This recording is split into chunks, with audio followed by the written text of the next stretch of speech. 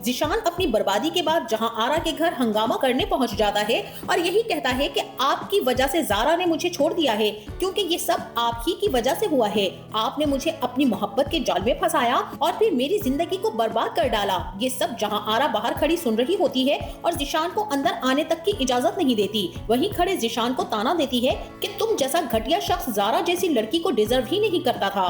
जहां आरा की ये बात सुनकर जिशान आपे से बाहर हो जाता है, जहां आरा पर चिल्लाता है और चीखता है और कहता है कि घटिया तुम हो। ऐसे में जहां आरा उसके हल्के से हाथ लगने से ही खुद ही पीछे जाकर गिरती है ताकि जिशान पर एक और केस कर सके कि उसने उसको धक्का देकर गिराया है। जहां आरा नीचे गिरती है तो उसका मुलाजिम आशिक भी जिशान को दबोच लेता है। यहाँ तक कि बाहर खड़ा जुनैद, जो कि अपना वॉलेट और मोबाइल लेने के लिए वापस आया था घर पर, वो जब ये सब कुछ देखता है तो वो भी आशिक के साथ मिलकर उसे मारना पीटना शुरू कर देता है। आशिक जिशान को बुरी तरह मार रहा होता है और यही कहता है कि तेरी हिम्मत कैसे हुई कि तू जीजी पर हाथ उठाने की कोशिश भी करे। ऐसे में जिशान पास खड़े अनजान शख्स जुनैद को देखकर उससे सवाल करता है कि तुम नए किराएदार आए हो ना जहां आरा के यहाँ, मेरी एक बात याद रखना, तुम्हारे साथ भी बिल्कुल ऐसा ही होगा। वो तुम्हें भी अपनी मोहब्बत के जाल में फंसाएगी और तुम्हारी जिंदगी बर्बाद कर देगी।